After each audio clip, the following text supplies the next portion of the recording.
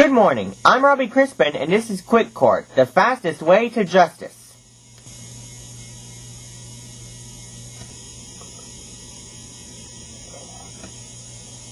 We're here today in the case between Mrs. Francine Betts and Jimmy Lee Marcus. Jimmy is accusing his elementary school teacher for giving out homework on the weekend, because she had promised her class that she would not give out homework this weekend earlier this week. Suddenly, Daniel walked by. "What are you doing here, Daniel?" Fred and Jimmy cried. "I'm part of the jury," he boasted. "You can't be," shouted Jimmy. "To be in the jury, you can't be affiliated with any one of us," added Fred. "Don't worry," reassured Daniel. "I'll be honest in my decision." "You lied so that you could do this," reminded Jimmy. "So I did," agreed Daniel. "But I can be honest."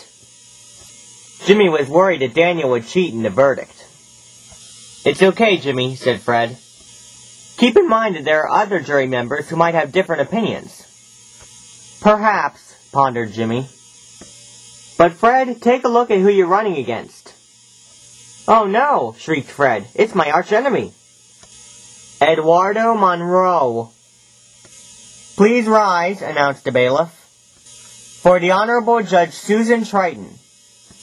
"Okay then," said the judge. "Let's keep moving. I have 3 more cases to do today." The case of Jimmy versus Mrs. Betts is now in session. "Fred, call your first witness." "I called Jimmy to the stand," he said, shuddering. "Jimmy, could you explain what gives you the right to sue your teacher for giving out this homework assignment?" "Basically, it's just my civil rights," replied Jimmy. "But the reason I did this is because earlier in the week she did say she would not give out homework this weekend.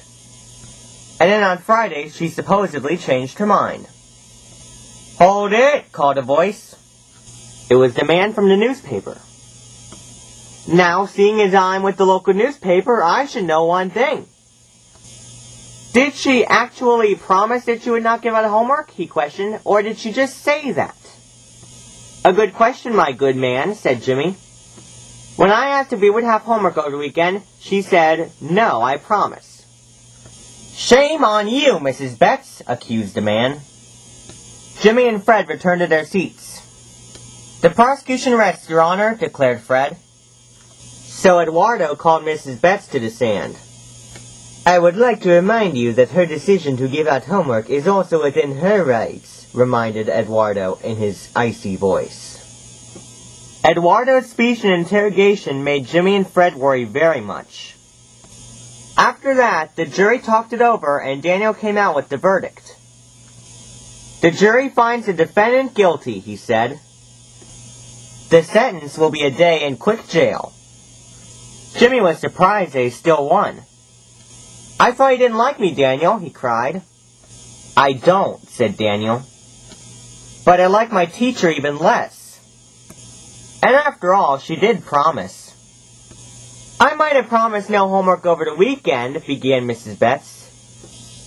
"But I didn't say anything about no homework this week, especially for you 2 boys."